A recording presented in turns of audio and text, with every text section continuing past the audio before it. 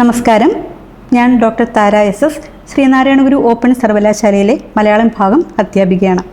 MA Malayalam 4ാം സെമസ്റ്ററിലെ ദൃശ്യകലാസാഹിത്യം എന്ന കോഴ്സിൽ 1ാം ബ്ലോക്കിൽ വിശദ പഠനത്തിൽ ഉൾപ്പെടുത്തിയിട്ടുള്ള ജി ഭാർഗവൻ പിള്ളയുടെ കാക്കാരശ്ശി നാടകം എന്ന ലേഖനമാണ് ഇന്ന് ചർച്ച ചെയ്യുന്നത്. എല്ലാവർക്കും ക്ലാസ്സിലേക്ക് സ്വാഗതം.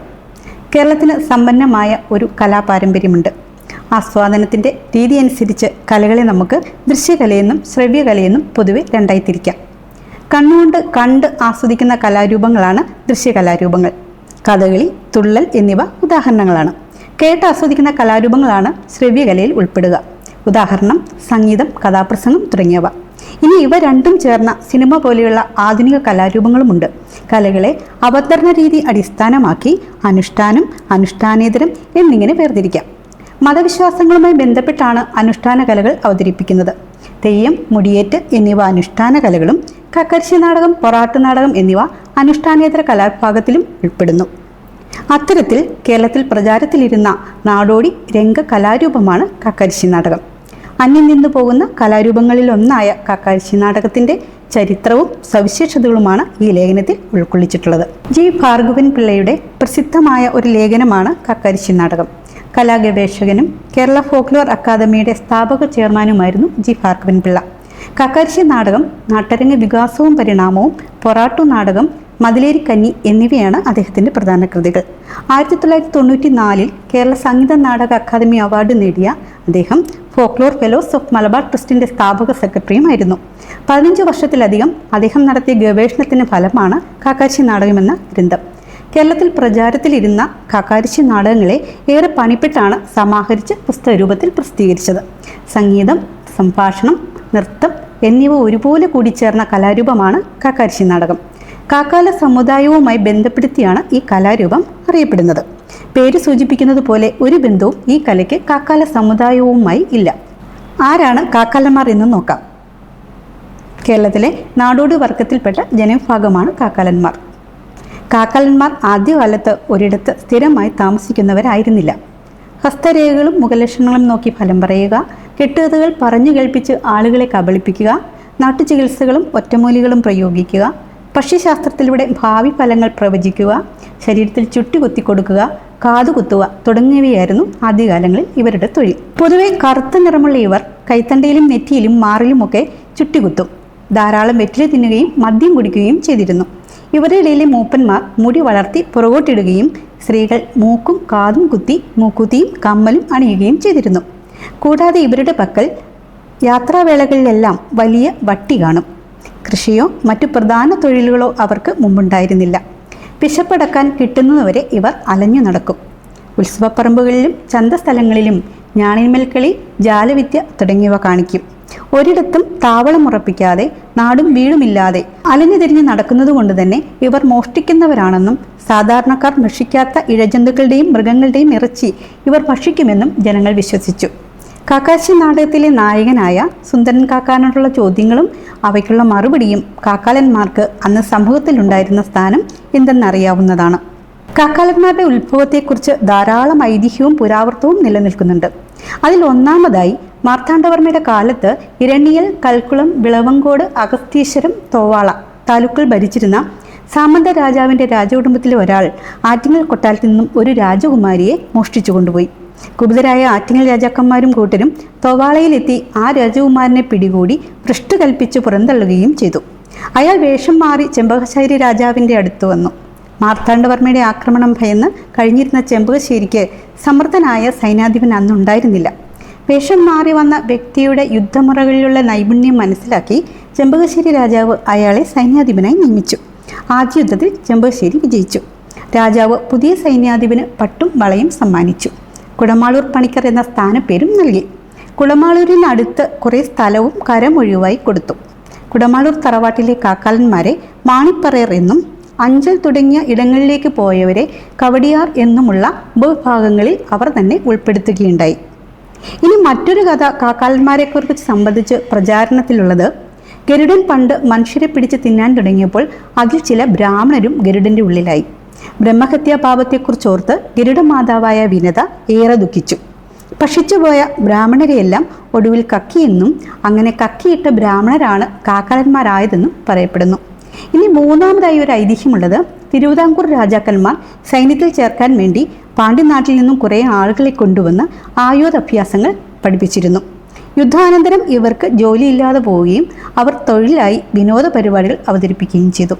സ്വതവേ കലാപരമായ കാര്യങ്ങൾ ചെയ്തിരുന്ന ഇവർ കൈനോട്ടം, മുഖലക്ഷണം, കൺവിദ്യ, മുറിവൈദ്യം ഒക്കെ പ്രയോഗിച്ച് ജീവിതമാർഗം കണ്ടെത്തി. ഇനി മറ്റൊരു ഐതിഹ്യം, ഭൂമിയിൽ അടിയാളവർഗത്തിന് ദുരിതങ്ങൾ കൂടിയപ്പോൾ നാരദൻ ശിവന്റെ അടുത്തുപോയി പരാതി പറയുകയും ശിവൻ, പാർവതി, ഗംഗ എന്നിവരെ കൂട്ടി കാക്കാല വേഷത്തിൽ ഭൂമിയിൽ അവതരിച്ചുവെന്നും പറയപ്പെടുന്നു. കാക്കാല വേഷം കെട്ടിയ ശിവന്റെ പിൻതലമുറക്കാരാണ് തങ്ങളെന്ന് അവർ വിശ്വസിച്ചു.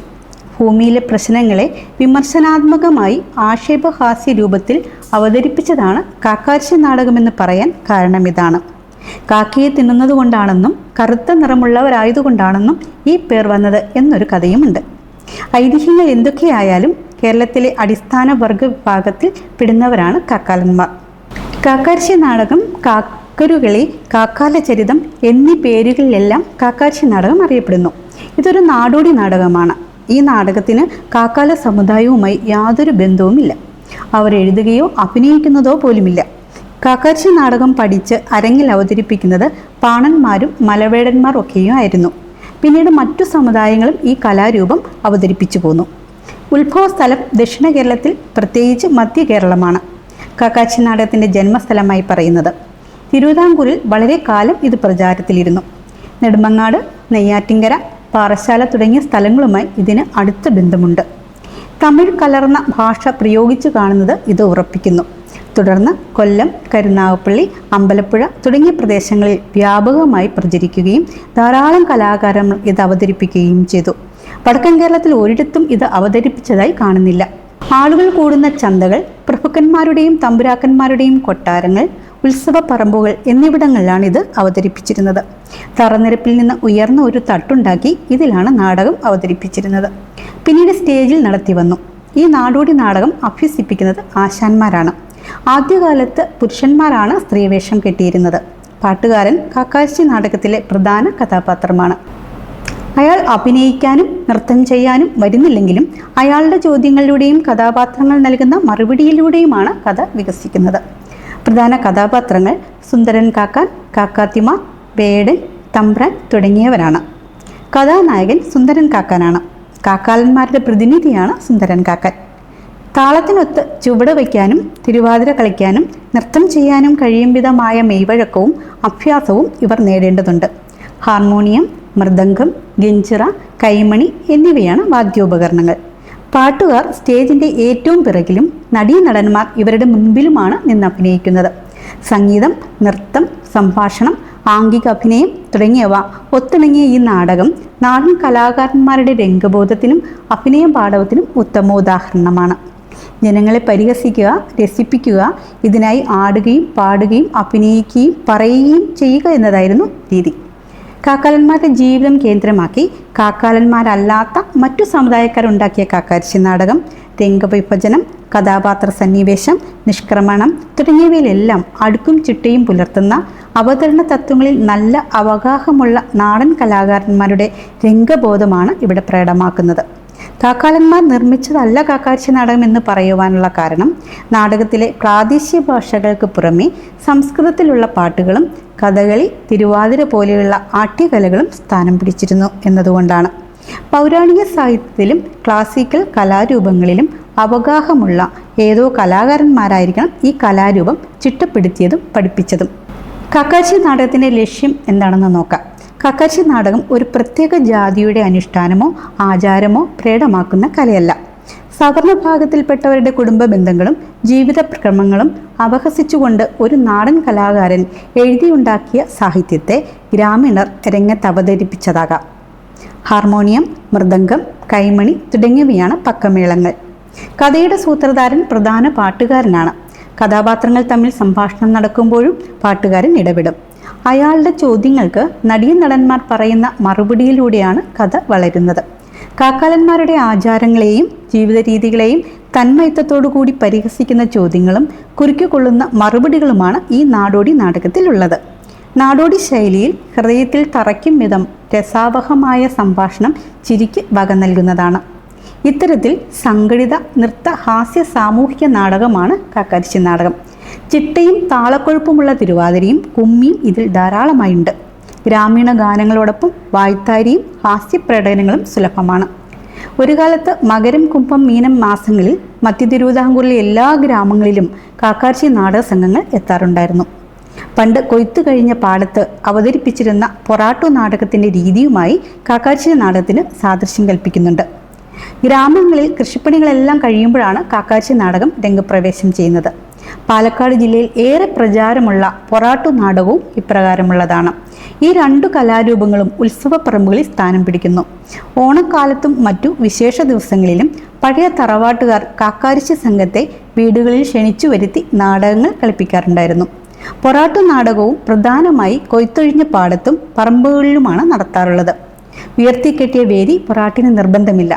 കാക്കാരിശ്ശിക്ക് ഉപയോഗിക്കുന്ന മൃദംഗം, ഹാർമോണിയം, കൈമണി തുടങ്ങിയ വാദ്യോപകരണങ്ങളും പൊറാട്ടിനുണ്ട്. കാക്കാരിശ്ശിയിൽ പാട്ടുകാരനിലൂടെ എന്നതുപോലെ പൊറാട്ടിൽ രണ്ട് ചോദ്യക്കാർ തമ്മിലുള്ള സംഭാഷണങ്ങളിലൂടെയാണ് കഥ പുരോഗമിക്കുന്നത്.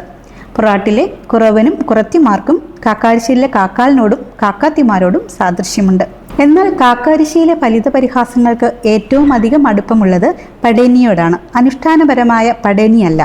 പടേനിയിലെ പഞ്ഞിമുതുക്കനും കാക്കാരിശ്ശിയിലെ സുന്ദരൻ കാക്കാനും പരസ്പര സാദൃശ്യമുള്ള രണ്ട് വേഷങ്ങളാണ്. ക്ഷേത്രകലകളായ കൂത്ത്, കൂടിയാട്ടം, കഥകളി, തുള്ളൽ തുടങ്ങിയവ അരങ്ങുവാണിരുന്ന കാലത്ത് ഇവ രംഗം കീഴടക്കി നിന്നത് എന്നത് ഇതിൻ്റെ ജനകീയ സ്വഭാവത്തെ കാണിക്കുന്നു. നളചരിതം, ദക്ഷയാഗം തുടങ്ങിയ ആട്ടക്കഥകളിലെ ചില പദങ്ങളും തുള്ളലിൻ്റെ പാരടിയും നല്ല ശ്ലോകങ്ങളും കാക്കാരിശ്ശിയിൽ കാണാനാകും. ജനകീയ കലകളെല്ലാം ചുറ്റമ്പലത്തിന് പുറത്താണ് നടന്നിരുന്നത്. കാക്കാരിശ്ശിയിൽ സംസ്കൃതത്തോടും ആര്യന്മാരോടും അവരുടെ പൂജാവിധികളോടുമുള്ള പരിഹാസം സ്പഷ്ടമാകുന്നു. തെയ്യം, പടയണി തുടങ്ങിയവയ്ക്ക് നാടക സ്വഭാവമുള്ള കലാംശത്തേക്കാൾ അനുഷ്ഠാനത്തിന് ഏറെ പ്രാധാന്യമുള്ളതിനാൽ അനുഷ്ഠാനമായാണ് ഇവയെ പരിഗണിക്കുന്നത്. ചവിട്ടു നാടകമാകട്ടെ അനുഷ്ഠാനാംശത്തേക്കാൾ കലാംശത്തിന് പ്രാധാന്യമുള്ളതെങ്കിലും ഉള്ളടക്ക സവിശേഷതയാലും അവതരണോദ്ദേശത്താലും മതപരമായ അംശങ്ങൾക്ക് പ്രാമുഖ്യമുള്ളതാണ്. എന്നാൽ കാക്കാരിശ്ശി നാടകവും മതനിരപേക്ഷമായ നാടോടി നാടകങ്ങളും വിനോദകലകളാണ്. ഒപ്പം സാമൂഹ്യ വിമർശനവും നടത്തുന്നു. അടിയാളവർഗത്തിൻ്റെ പ്രതിഷേധവും പ്രതിരോധവും ഹാസ്യാത്മകമായി പ്രകടിപ്പിക്കുന്നു. നിലവിലിരുന്ന ധാരാളം പഴഞ്ചൊല്ലുകളും ശൈലികളും ഉപയോഗിച്ചിട്ടുണ്ട്. പൊട്ടൻ തെയ്യം പോലെ ഉപരിവർഗത്തെ ചോദ്യം ചെയ്യുവാനും വിമർശിക്കാനുമുള്ള മാധ്യമമായി കാക്കാരിശ്ശി നാടകം മാറുന്നു. ക്ലാസിക് നാടകവേദിയുടെ പ്രാചുര്യം, വരേണ്യ സംസ്കാരത്തിൻ്റെയും അടിയാള സംസ്കാരത്തിൻ്റെയും ആദാനപ്രദാനങ്ങളിലൂടെയുള്ള വളർച്ച, ആധുനിക കേരള രൂപീകരണം, ജനകീയ നാടകവേദിയുടെ പ്രാചുര്യം തുടങ്ങിയവ കേരളത്തിൽ നാടോടി നാടകങ്ങൾ കുറയാൻ കാരണമായി. അനുഷ്ഠാനത്തെ നിലനിർത്തുന്ന വിശ്വാസങ്ങൾ പ്രബലമായതിനാൽ മുടിയേറ്റ്, തെയ്യം, പടയണി തുടങ്ങിയവ ഇന്നും നിലനിൽക്കുന്നുണ്ട്. നന്ദി.